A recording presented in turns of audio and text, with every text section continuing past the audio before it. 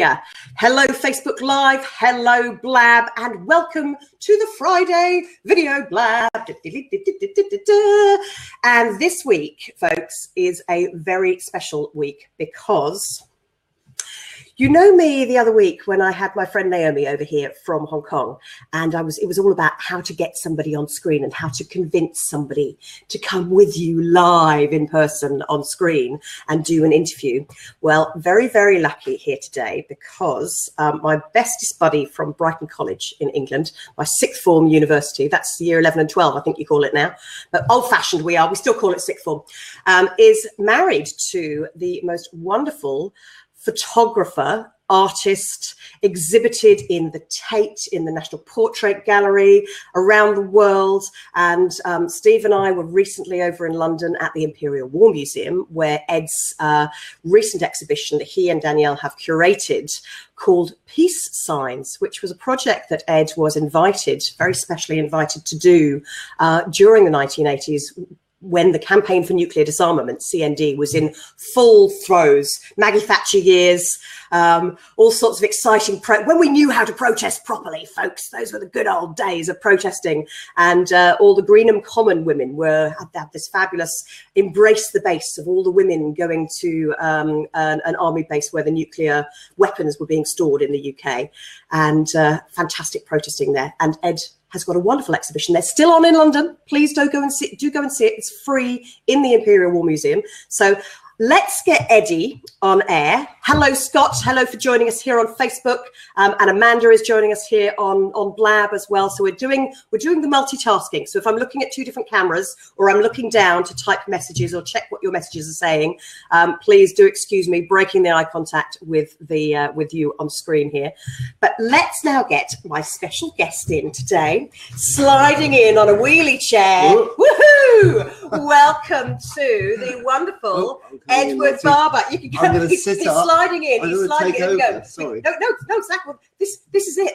This interview today is basically because you know me, folks. I love to get special experts in to give you the special tips. So, Ed, I've kind of given you a bit of an intro, but tell us a bit more about what you actually do and how you became a photo artist, really. What did I do? Well, originally, I had no idea I was going to be any good at taking photographs, but I found when I was preparing a portfolio for an art foundation course, in fact, that I had quite a strength in photography. Even though I'd never been in the darkroom, I used to take my films into booths and get them processed, and I laid them out on these big sheets of card, took them to interviews, and I did some research, which in those days obviously was physical research, phoning people up, going along somewhere, waiting for the letters to come back. And there was this one degree in photography at what was then Polytechnic of Central London. And I got a place on that course miraculously. I got a full grant, all my fees paid. It was absolutely brilliant. So 3 years back in 1973 to 76. So 40 years ago, last month, I graduated. And that was then the only degree in photography in the whole of Europe. Obviously, now there are hundreds. And in the meantime, not so many years ago, I was running a big degree program myself. So yeah, I've seen it from both sides. But in between, and also now, I'm still a photographer, and my primary work is with people. I'm a documentary photographer. My interests are those of a visual anthropologist, I suppose you'd call what I do. That sounds very swish.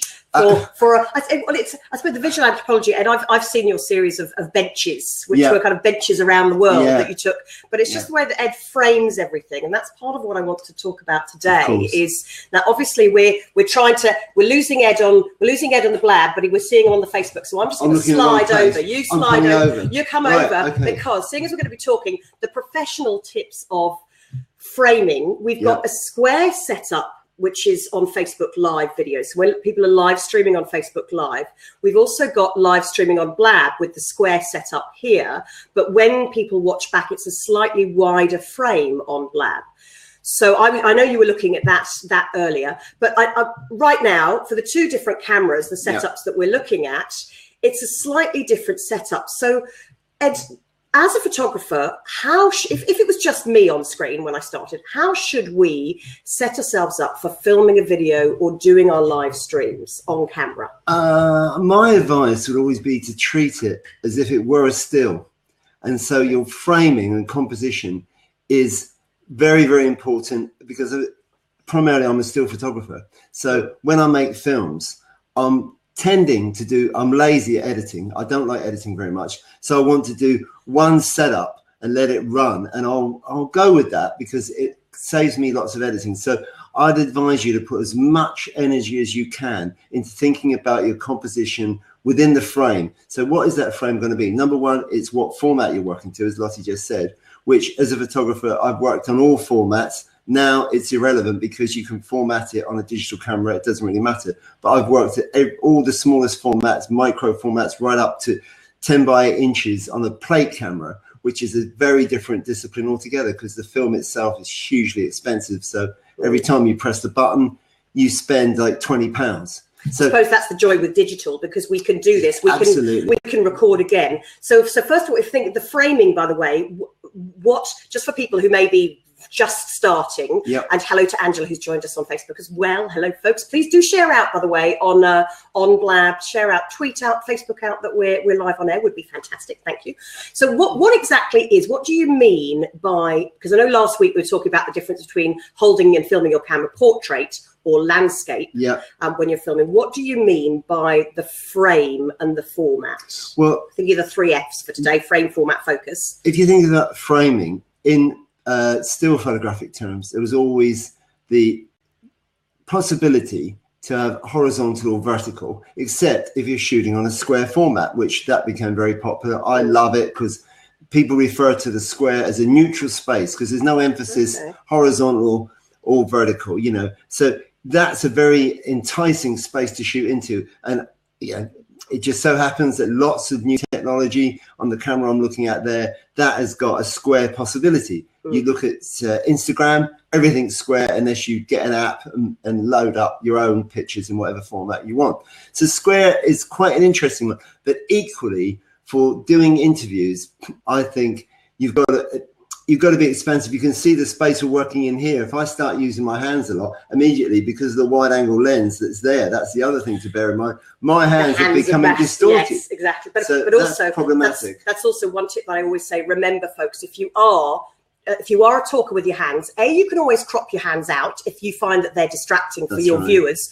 But also the main thing is never let your hand get between your eyes and the camera, or your face and the camera, because that's a big distraction. And unless you're doing it something, hey you, that's the only reason to do it, really. It's very problematic. And hands, if you look at paintings, if you go to the National Gallery in London, you'll see the artists Portrait Gallery here in Dublin as well. Gallery, you see the people who could render hands, and the ones that can get them right scale, which this is not scaling up very well because it's all about my hand.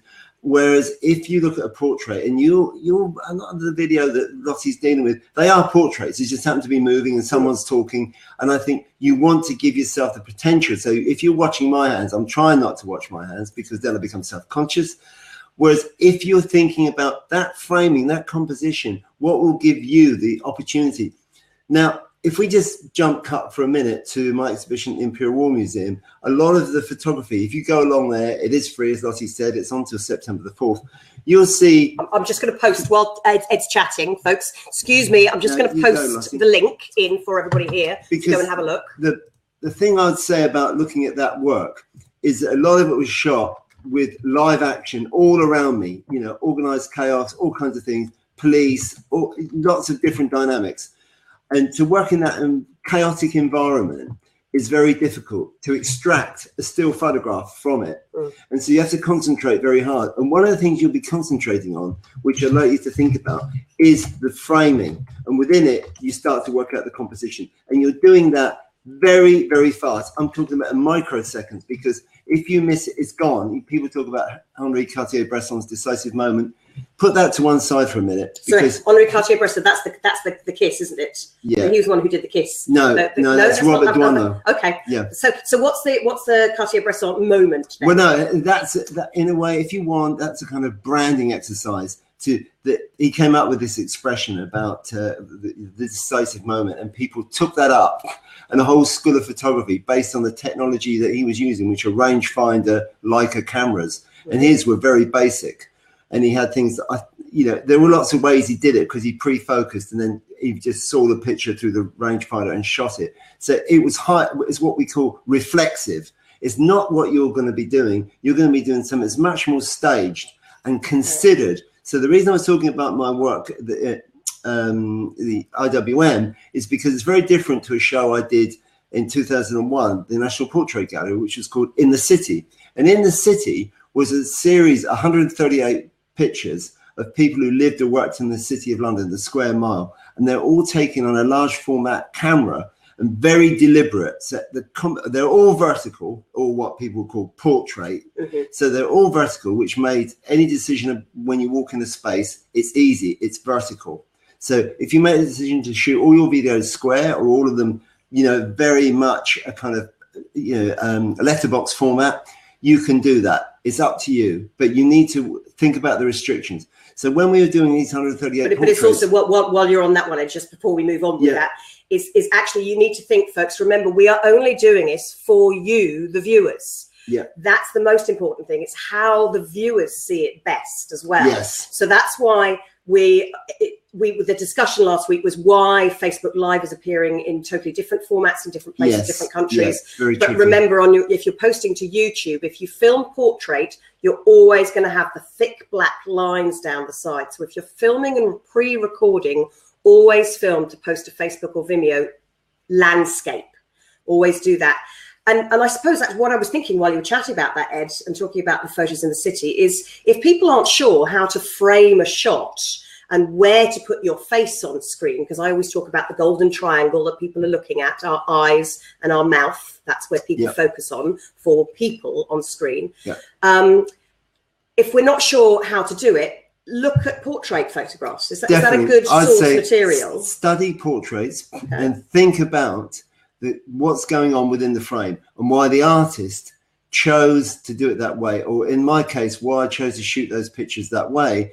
And when you're reacting to something or reflexing towards it, which is what you would do in a live action situation, a street demonstration, a protest, a big demonstration, a march, an arrest, whatever it is, you are using things that you can't even talk about. You're reacting to it intuitively, instinctively, whereas you don't have to think about that. You've got to take charge. And all this is what we also have an expression in photography. It's called directorial mode.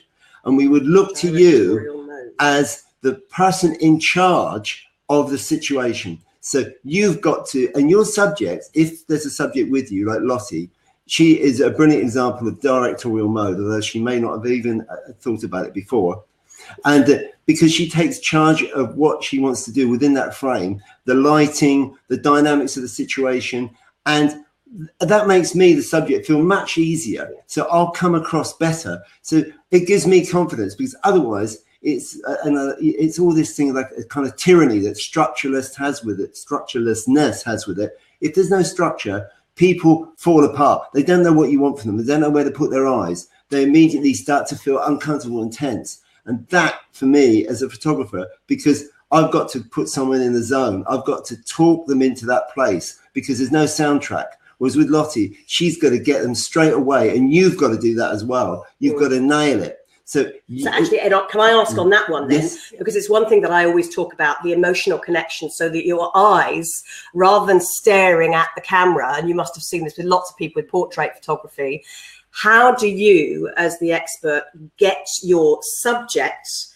How do you coach them? Because I go through the emotional connection, think that you're talking to a real person, connecting through the camera lens to see the person on the other side. But how, as a photographer, because you've got your subjects, how do you help them? What's the advice that you give to people?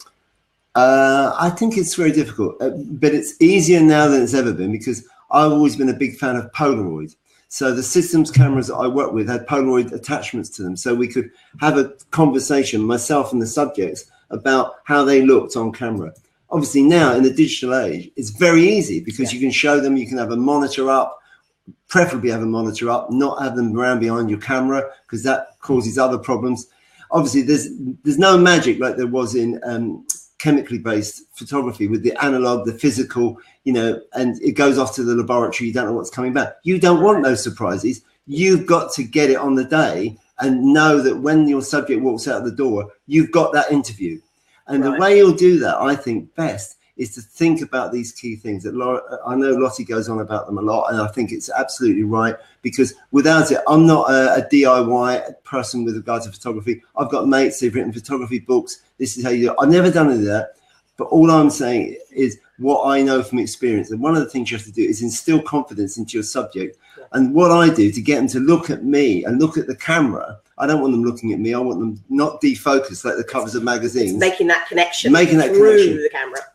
I often refer to the idea of smiling with their eyes. I don't want people cheesy grins. It looks like a grimace. It is not a relaxed look. It's very tense. And the best thing to do is to get people to concentrate. You have got to get them in the zone. It's up to you. You're in charge, and take over that control. And then they'll relax and they'll give it up to you, whatever it is you want, because otherwise it won't work. No. So that's when you're interviewing somebody like we are now, or whether you're on Blab and you've got the multi-screen, if you've got other people, 2-3 other people on Blab with you that you're interviewing live, like we've done before as well. It's as Tyra Banks would say. Anybody who's watched America's Next Top Model, and Tyra Banks, very famous model, always talks about smizing, smiling with the eyes. Yeah, with the eyes. That's interesting, isn't it? But let's get back, because we've spoken about, so we know what framing is now. It's how we set ourselves up on screen. Now, because we're multitasking Facebook Live and Blab here, multi-platform, multitasking. We'll have to come up. Leland Best, hello, my lovely. And Ian Grundy, hello from Singapore. We've got Singapore, we've got America, we've got the UK, we've got Ireland, we've got people from all over the world. We're here, which is fantastic. We're transglobal. Because we are transglobal. I like that one. So we've spoken about the frame. Now, the other important thing is, now on Blab, we're not wasting too much space above the top of our heads. But because we've had to be further back for the Facebook Live, part of what I want to see is, you were talking about focus. Because as we move backward and forwards, folks, does the cameras, now the iPhone camera automatically refocuses really, really quickly, but the webcams can be slightly different. Now, I can't get, for some reason, my HD has broken on my webcam. So for the Blab, if we move in and out too quickly or too much, the focus goes in and out of focus. So Ed, you told me earlier, a lot of the time I would tap on the phone near where my clothes are, but actually to refocus an autofocus camera, if I've got a hand back here, it might focus on that. It will lock on. What do we, tell us about how the camera actually refocuses itself on most smartphones these days, because that's what most people are making videos with these days. So I think it's interesting, because I come from a background where it was manual. You had to focus manually, even if you're shooting these live pictures I'm talking about on the street, and you watch people who are runway photographers doing fashion shows. Imagine what it was like trying to track with a model where there's no autofocus. You're doing everything with your eye and your hand. And it's incredible. Some photographers, sports photographers, absolutely brilliant at it, because that is pure reflex. You've got to know what you're doing. You've got to nail it. And I keep saying that, actually. It's interesting, isn't it? I think the most important thing are the eyes, like Lottie was saying. But these autofocus systems in different cameras, different technologies, work in different ways. But they'll all be doing it by zones.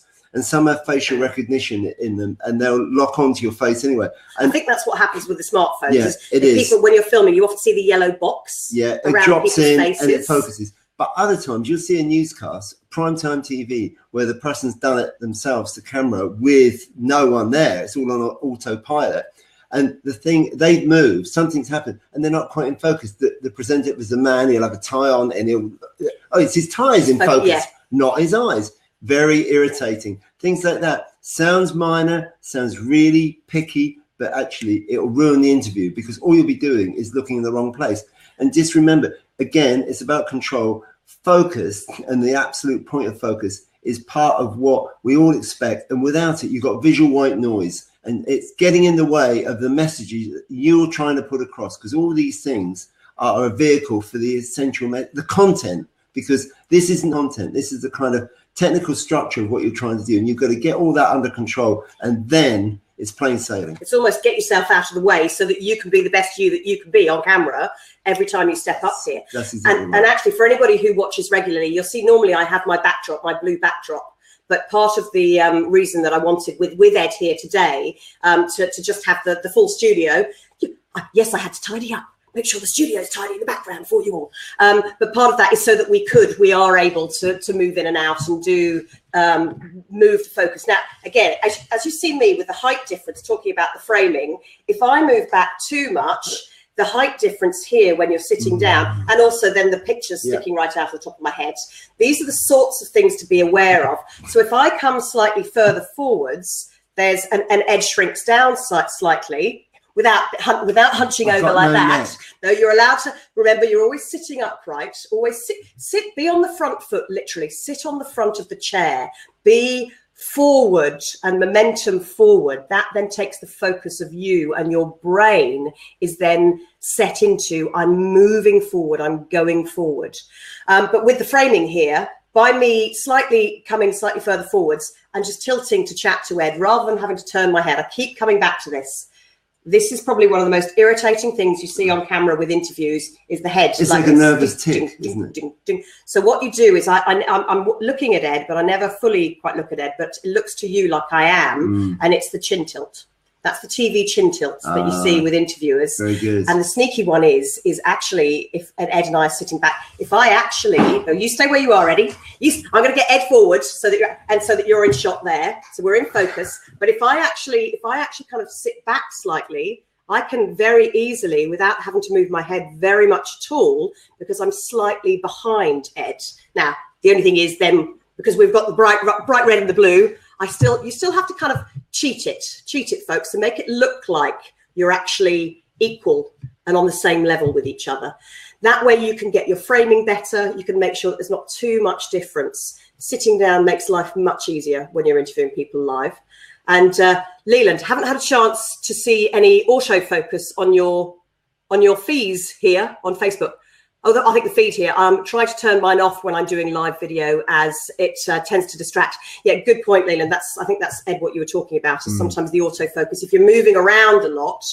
But as we know, when it's just us on screen, we can kind of set the focus, and we won't waste too much space above our heads.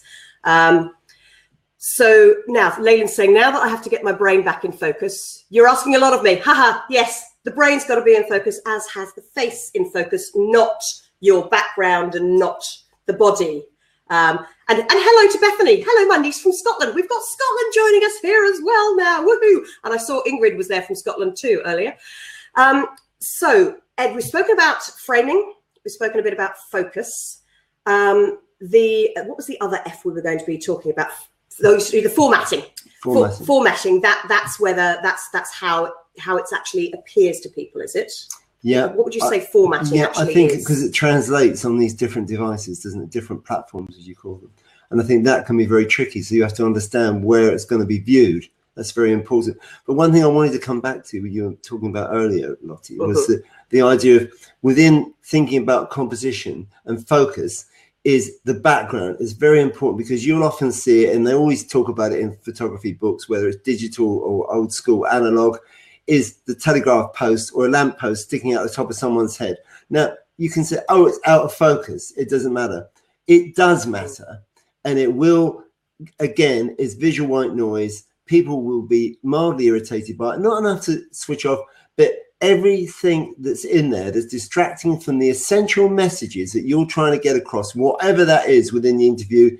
The person being interviewed won't know any of this, but it's up to you. And I say that's your responsibility. And there's an expectation, certainly when I've gone, I still go into people's homes and workplaces to photograph them. They expect me to take charge, not to push them around and do too much furniture removal, although I've often done that in the interest of getting the picture I want. And you have to be sometimes quite pushy, and Lottie knows how to do that as well as I do. In the nicest possible way. But why else are you bothering? Because if you go somewhere, you did this interview, and you think, oh God, I really should have moved that standard lamp because it's driving me mad when I'm editing this material. Even if it's just you on camera, filming, think I love that phrase of yours, is the visual white noise. Because remember, we're always looking for what works for us on camera, and there are no rights and wrongs, because every single one of us is different. Every single viewer wants something different. So you can't please everybody all the time. But what you can do is take away the distractions, what's distracting the most. And the visual white noise is probably, because this is a visual medium, probably the best description. It's tricky. So keep the focus on the power of you and your guest that you're interviewing by deleting the visual white noise. So I actually wish now I'd taken the picture from behind me off the wall when we first got back, because that is a bit of a distraction. But it's good to have it here, to have that conversation. Exactly. I make all the mistakes on camera, so you don't have to, remember. And it's also equally, because I was interviewed a little while ago about my project, and I wore a pale blue shirt, and it didn't do me any favors, partly because I've got grey hair, and partly because the lighting and everything about it made me look anemic. And I just said to Lottie, today I'd like to wear this shirt because I think it's more flattering. And the viewer's eyes are not going to I've got a white shirt upstairs. I could have worn that. Way too bright. Doesn't go with the white hair. It's not good. But it's also on video camera, Eddie, with TV cameras, like strobes, like tight patterns. It flashes. And with pale skin, our skin colouring, we cannot wear white on camera. No. Even with dark skin colouring, you still shouldn't wear white. Cream is okay, but never bright white, because that's what the camera focuses on and keeps doing what you were talking about earlier, the white balancing. Yeah. And that then keeps constantly changing the autofocus, doesn't it, Ed? Yeah, it can have a sort of a kind of effect that you don't want. And the other thing to think about, we'll come on to lighting in a minute, but just looking at me, I've got what I'd say a hole in my head up there, because we've got a hot spot, and digital doesn't handle those hot spots very well. And that's the one thing you want to do, is make sure you've got soft but directional lighting, so that you don't end up, I'm getting the treatment now, look. See, we didn't do the makeup beforehand. On screen, live, here we are. Oh, no, I should have done better makeup. I should have thought of that earlier. Yes. Danielle, I managed to get makeup on your husband. That's what you were. I mean, you and Grayson Perry. Thank you very much. Conversation last night. I was in a review of my show recently. Somebody called me the Grayson Perry of photography, and I'm still not sure what that means exactly. I'm working it out. I love it. Anyway, you can go on and read that review. It's on Apollo. It's Apollo. Okay. It's Apollo. It's a brilliant online art magazine. When we finished, I'll pop that onto the Facebook feed, and if I can get it into the Blab feed as well, I'll pop it in there too. But Eddie, gosh, we've been going for half an hour. Eddie said, "Oh, half an hour. That's going to be plenty of time." But when you get into the chat, that's what happens. So quickly, just to kind of wrap up, then we've spoken about the focus, the format, the framing. What's your biggest lighting tip? Because I know one thing that you said when we first came in and set up was thinking about the lighting above the head. But what's your biggest tip for lighting if people are in their own office or home studio where you don't have half the gear that I've got here? Like we're using up my little pro light. Actually, I'm going to get up and show this to you folks, because this is the light that I love using. This is my kick light, and whoa, that's how bright it is, and it actually goes much brighter, folks. So that's how you can actually light the other side of the room. Can I borrow that a second? And there's colors. You can change the color focus, make it yellow. You can make it goes through pink and green as well. So yes, Ed, there we go. Let's to Eddie. If you just take that off from it, what you can see on the top of my head, we've got a skylight above us. Yeah. Which is very nice light, but do you want the person to look three-dimensional, or do you want to make them look flat? If the light's coming from the front, it will flatten you out. May not be very flattering. If the light comes from the side, that might be a lot better. But either way, you've got to think very carefully about it. Here, we've got another little table light warming it up. It's a tungsten light. You can see how yellow this is. Look at how yellow I look now. That's with the yellow, because you can get 52 different colorings with that lamp there. Looks like I'm in a fairground or somewhere. So light in itself has meaning. What kind of light is it? How directional is it? How soft is it? My own favorite when I'm using controlled lighting is HMI movie lighting. You can diffuse it. It's very, very controllable. So movie lighting. HMI it's called, but it's very expensive. This stuff is brilliant. This digital stuff is brilliant. It's high. These things I'm talking about, you have to have a truck to carry them. I use it when I've got the budget, but for general purposes, this is brilliant. Let's just change the color on that one then, because we've got far too yellow there. I'm looking. So Gina's saying important info. Thank you very much. Hello to Gina. Very nice. Could you deep a resource to find? Yes, I will, Leland. I will put up the links to these both in Facebook and on Blab as well. What I'd say was, I think for this, it's like a lot of photographers do, and image makers, we use something that's almost foolproof. We get a rig for interviews or for presentations like Lottie's talking about that we like and know will control a lot of things, so that if you have it's sort of it'll embrace a lot of activity. So if you wave your arms around, you haven't got lighting coming in from the front too much, because then, like here, my hands are going to get hot. If I've got lighting here, you can see there it is. And that's what you mean by, photographers mean by, there's a hotspot. Yeah, a hotspot. I've got one on my head. Look, there's a hotspot up there. Yeah. So you don't want to get the light too close to yourself. That's no good either. You're better off bouncing it off something, so that if you've got one of these lamps, with the one that you've got on the wall. Put it here and bounce it off a screen, just a white sheet of card to diffuse it. Little simple things like that, and make it a controllable thing that's very easy, very portable. Don't get too clever. And remember, available light should be anything you can get your hands on. And that might be a fluorescent light tube switched on, but beware of what it's doing to you in your face, your coloration. You could end up looking quite bilious or jaundiced. Look at me now. It's very strange. As I turn the light on and off, like this is just the plastic light thing like this. This is from IKEA, I think, or Amazon or something, but with the difference of it being on, but not too close to us. It warms it up. Just warms up that side. And remember, color in lighting, like direction of lighting, quality of lighting, has meaning. Whether you want to admit it or not, it does. Go look at those painted portraits.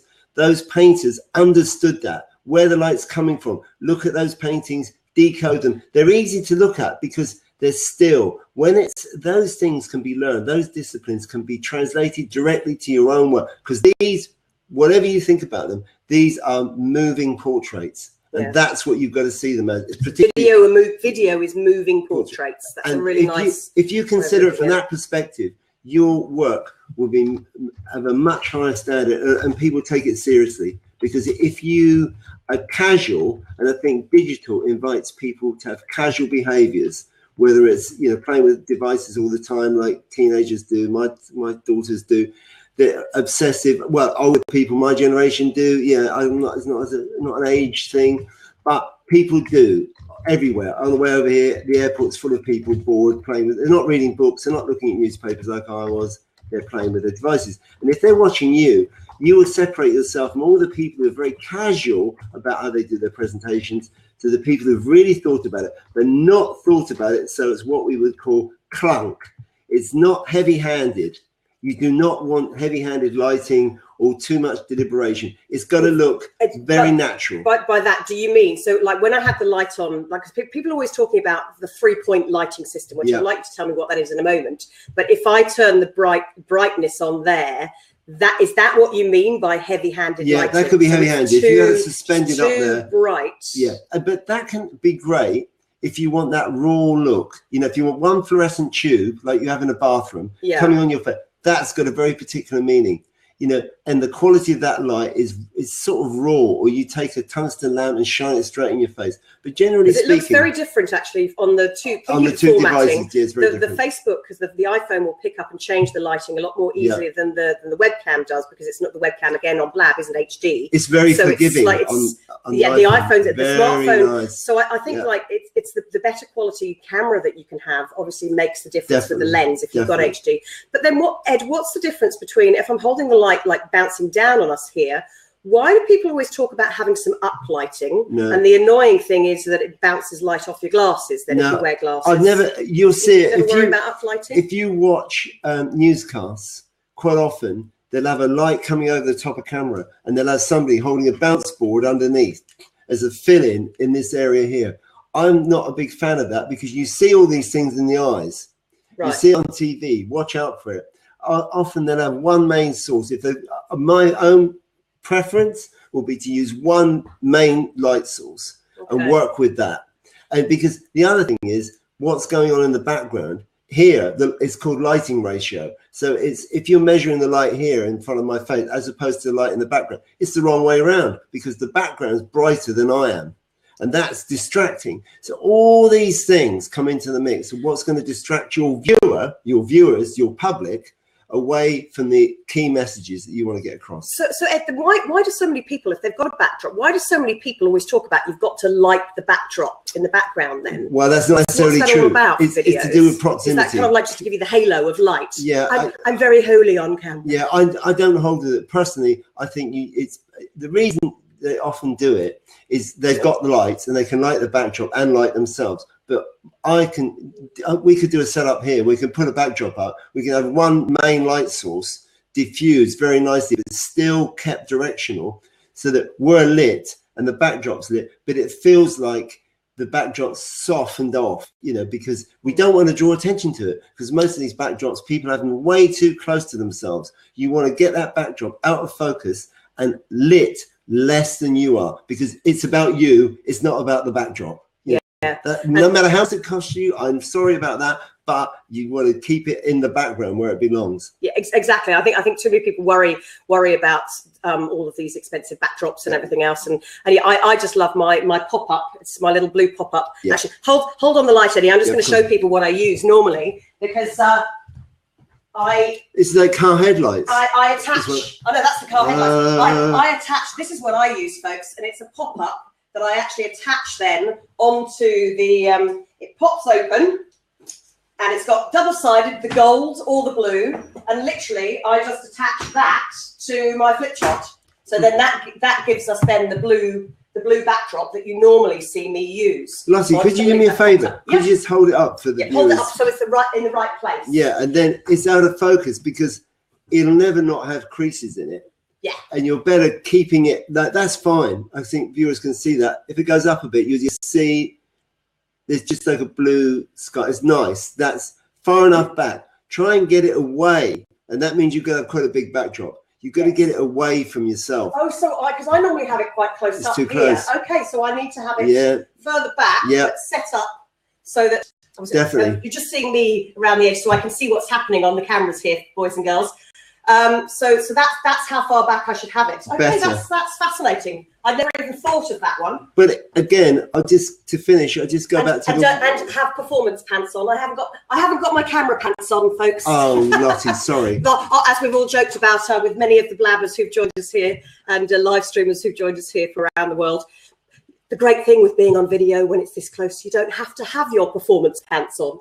And actually, we've had some great comments. Leland's just saying he uses a $4 LED bulbs you found at the Home Depot on either side of me and above with very good success. That's what people call the 3-point lighting system, isn't it? Where you've got one on either side and one on you. I mean, that's one way of solving a problem. I'm not a prescriptive kind of a person.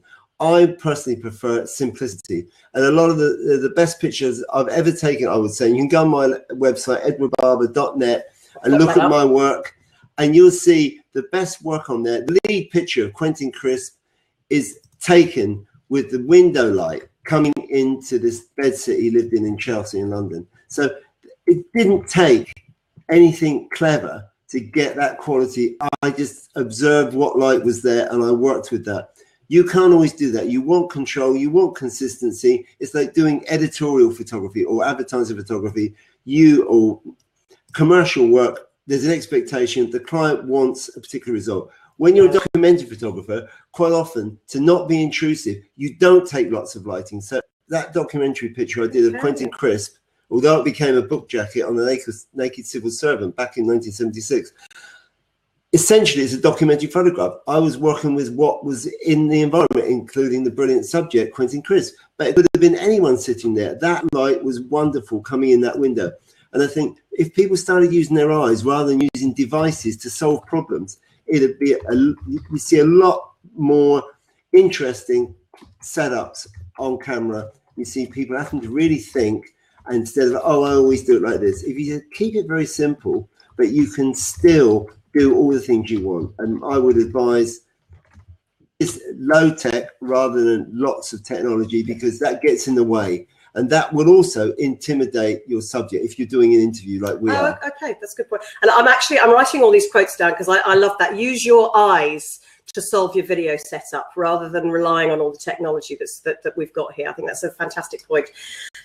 So Ed, we've covered today, we've looked at focus, the framing, the formatting, we've looked at had some great tips on lighting setup, and the great thing that I think that I've taken home the most from this is that the simplicity is the testing, checking before you do it. We Most can all definitely. on Facebook Live video and on Blab, we can do our tests now. You can set up your test room. It's never been easier. Yeah. And also run it to friends, family, get their feedback. Yeah. What works? People have all got their own ideas, but it really, when it comes down to it, simplicity is the key. To get to simplicity isn't easy. You know, that's the thing. So you can have all the gizmos and all the technology, but if you don't know what to do with it, or you don't know what it's capable of doing, it will tyrannize you rather than you. What I think Lottie always does so brilliantly, she's trying to put you in charge. And that's the note I'm going to end on, because I think I've probably said more than enough for today. I think it's been fantastic. It's been great learning for me. Much nicer than I thought it was going to be. Actually, I hate being interviewed. I've only done it for Lottie as a favour. I never do it. So it's fantastic. Well, we went out for a lovely walk along in the sunshine here in Dublin on the South Wall, just to show them Dublin Bay and Sandy Mount Strand and the Wicklow Mountains. And Danielle and Ed turned around and said, Eddie never does interviews. This is very special that we've managed to get him here on camera today for the Friday video blab, and also for everybody live on Facebook video. And remember, these tools that you have, nothing Ed has said today is anything that's complicated or difficult. It simply takes a bit of doing and practicing. And thinking about it. And also, it's never been easy, as I said, because you don't have to expend money on film, getting it processed, whether it's moving film, stills film, it doesn't matter. If you have to make that investment like I do, I still shoot on analog, on film. So it's a big investment every time I press the button. For you guys, it's not like that. You can test it, run it, change it around again. And that's why it's unforgivable to have things that aren't quite right, because all it does is make people annoyed. Why am I looking at this? I'm already bored. You've lost me. That's the distraction. Yeah. What works? What's distracting? Visual distractions. Yes, right. White noise. The visual white noise. I love the look. The top tip to get your framing for yourself on camera is to look at portraits. Go study portraits. How do professional photographers do it to set up on screen? Whether you're in a distance shot or you're in a close-up shot, a 2-shot on screen, or a 1-shot of yourself on camera. Can I just, sorry to interrupt, look, I want to say one thing about 2 shots. It's my least favorite shot ever, because but it's what we have to do for interviews. But do you know why? It's about the gap. Yeah. So we need to interview people like this, folks. Very cozy. You get a very good result. And your guest is then comfortable with you as well, because you get lots of cuddling in. That's right. Screens. Yeah, no physical contact. No physical contact. Sorry, step away from the famous photographer. Step away from the portrait photographer extraordinaire, please. And on that note, Eddie, folks, I hope you've learned as much as I have today. It's been absolutely fantastic to have Edward Barber. I will, after we finish, I'll post up all the links to Ed on Facebook, and there are a number of links that I've put on the Blab Live here with Ed too, and the tips that Ed has given today. So big hand. We're getting lots of claps from everybody on Facebook. Lots of love there. Pleasure. And hope you enjoyed it. Thank you so much to everyone who's been here with us on Blab. I'm signing out. And bye for now. Hello, bye-bye to Ricky and to Leland and to Barbara and to everybody who's joined us here on both of them. So now we're back to a 1-shot. So I've got to now shift myself back on both the Facebook and the Blab camera here. And I've got the downlight, I've got the uplighting going on. So now I can see with the 1-shot, I can actually see how putting the light that Ed was talking to one side, but lifting it up so I don't get the reflection on my glasses by having the light down on me, and making sure, remember, last tips I was doing on Facebook Live about your glasses are pushed up properly on your nose so we see your eyes, please, folks. So I can see how this makes a difference from having it straight on. You get slightly nicer shadows by having it slightly to the side. makes more room on the desk too when I'm doing the filming. So great stuff. Thanks very much to everybody. Have super playful weekends all. Enjoy yourselves, and I will look forward to seeing you same time, same place next week. We've got another, hopefully, fingers crossed, another great interview with a wonderful Nigerian cameraman who used to have his own music studio, who's done all sorts of amazing things, and he's the man. He manages to get to interview all these politicians here in Ireland because of a documentary that he's currently making, and he gets to be there with all of the big TV production teams as an independent filmmaker, independent camera person. So hopefully, Remy Daniel, if you're watching on Facebook, who you did commit, we're going to get you on camera. Hopefully that will be next Friday at 1:30 GMT. That's 8:30 in the morning EST, 6:30 PCT, and 8:30 in the evening in Perth, the likes of Perth and Hong Kong and Singapore.